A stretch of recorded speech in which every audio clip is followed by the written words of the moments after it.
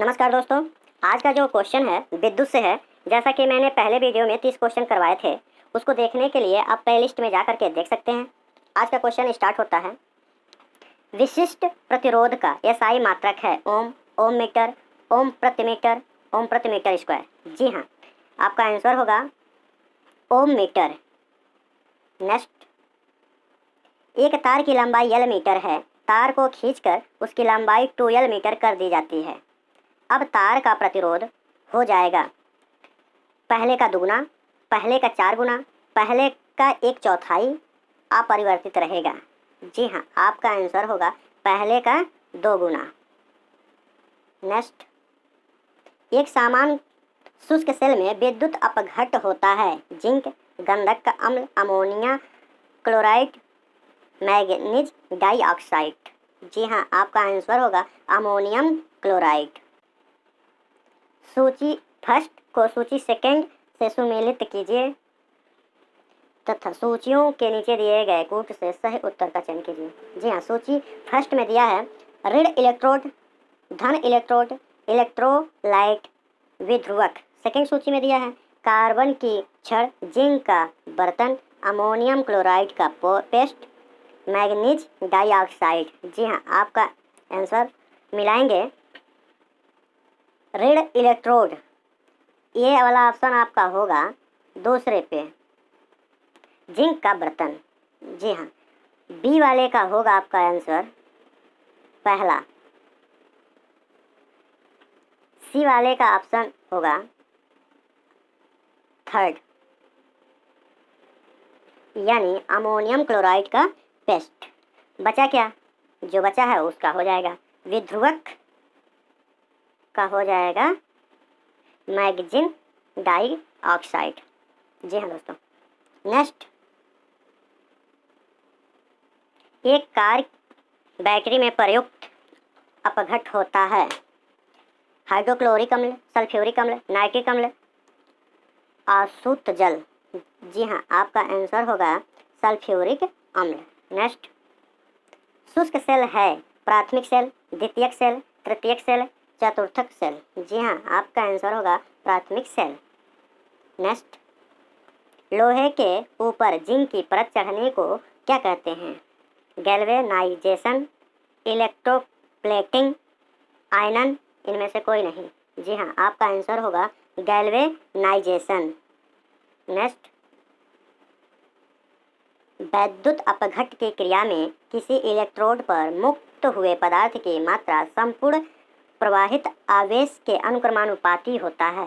यह नियम है फैराडे का विद्युत अपघटन संबंधी प्रथम नियम, फैराडे का विद्युत अपघटन संबंधित द्वितीय नियम, फैराडे का विद्युत अपघटन संबंधित तृतीय नियम। इनमें से कोई नहीं। जी हाँ, आपका आंसर होगा फैराडे का विद्युत अपघटन संबंधी प्रथम नियम।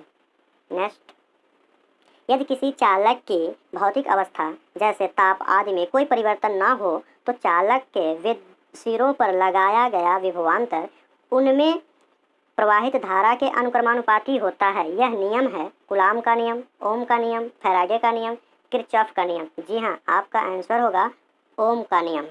नेक्स्ट, फैराडे का नियम संबंधित है विद्युत अपघटन से, गैसों के दाब से, विद्युत विच्छेदन से, विद्युत प्रसार से। जी हाँ, आपका आंसर होगा विद्युत अपघटन से।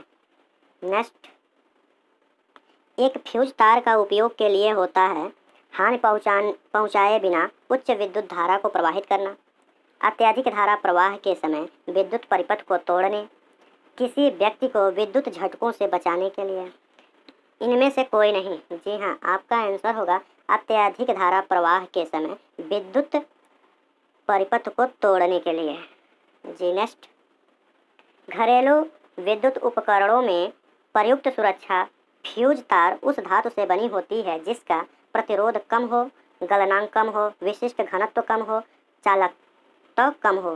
जी हाँ, आपका आंसर होगा गलनांक कम हो। नेक्स्ट, विद्युत फ्यूज में इस्तेमाल किया जाने वाला पदार्थ टिन और सीसा का एक मिश्रित धातु होता है। इस मिश्र धातु में उच्च विशिष्ट प्रतिरोध एवं निम्न गलनांक होना चाहिए। निम्न विशिष्ट प्रतिरोध एवं उच्च गलनांक होना चाहिए। निम्न विशिष्ट प्रतिरोध एवं निम्न गलनांक होना चाहिए।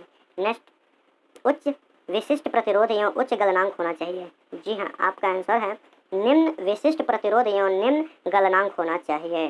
नेक्स्ट, बिजली सप्लाई में मेंस में फ्यूज एक सुरक्षा उपकरण के रूप में लगा हुआ होता है। बिजली में फ्यूज के संबंध में कौन सा कथन सही है? यह मेंस स्विच के साथ समानांतर में संयोजित होता है। यह मुख्यतः सिल्वर मिश्र धातुओं से बना होता है।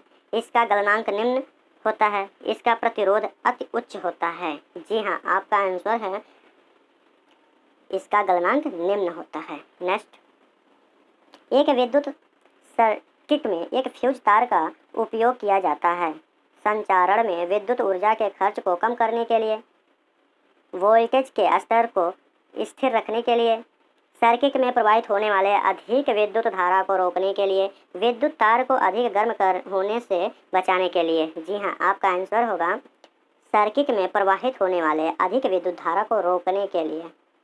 नेक्स्ट, फ्यूज का सिद्धांत है विद्युत का रासायनिक प्रभाव, विद्युत का यांत्रिक प्रभाव, विद्युत का ऊष्मीय प्रभाव, विद्युत का चुंबकीय प्रभाव। जी हाँ, आपका आंसर होगा विद्युत का ऊष्मीय प्रभाव। फ्यूज तार किससे बनती है? टिन और तांबे के मिश्र धातु, निकल और क्रोमियम के मिश्र धातु, टिन और एल्युमिनियम के मिश्र धातु, टिन और सीसा के मिश्र धातु। जी हाँ, आपका आंसर होगा टिन और सीसा के मिश्र धातु। एक बिजली की फ्यूज तार में सामान्य अनुप्रयोगों के लिए निम्नलिखित में से कौन से गुण समूह का होना आवश्यक है? मोटर तार उच्च गलनांक के मिश्र धातु, कम लंबाई। मोटर तार निम्न गलनांक के मिश्र धातु, अधिक लंबाई। कम लंबाई निम्न गलनांक के मिश्र धातु, पतला तार। अधिक लंबाई निम्न गलनांक के मिश्र धातु, पतला तार। जी हाँ, आपका आंसर होगा कम लंबाई निम्न गलनांक के मिश्र धातु, पतला तार। नेक्स्ट, बिजली के बल्ब का फिलामेंट किस तत्व से बना होता है? Copper, iron, lead, tungsten. जी हाँ, आपका आंसर होगा टंगस्टन। नेक्स्ट, बल्ब को तोड़ने पर तेज आवाज़ होती है क्योंकि बल्ब के अंदर निर्वात में वायु तेजी से प्रवेश करती है। बल्ब के अंदर विस्फोटक गैस होती है।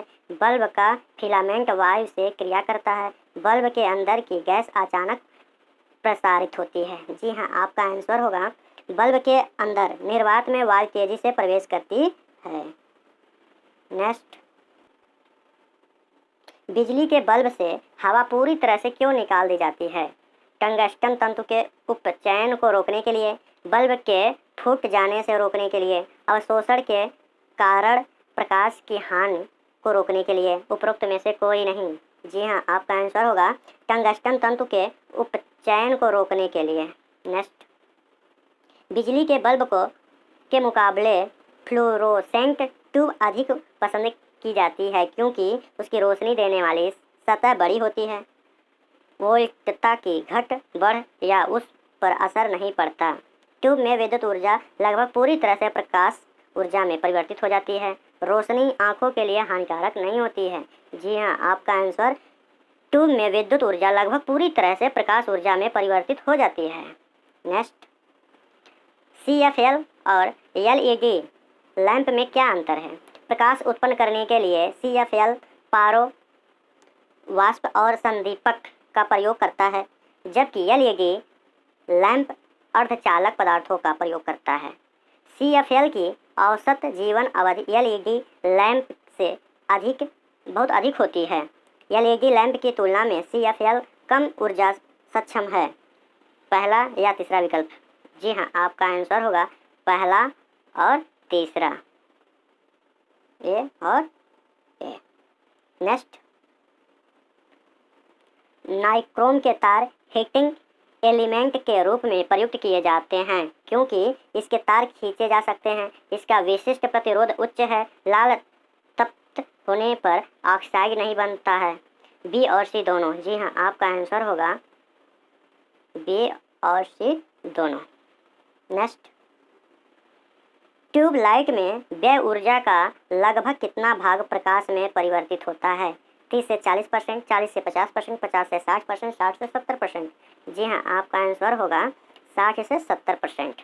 नेक्स्ट, विद्युत धारा के ऊष्मीय प्रभाव पर आधारित घरेलू उपकरण है। विद्युत हीटर, विद्युत बल्ब, ट्यूबलाइट, उपरोक्त सभी।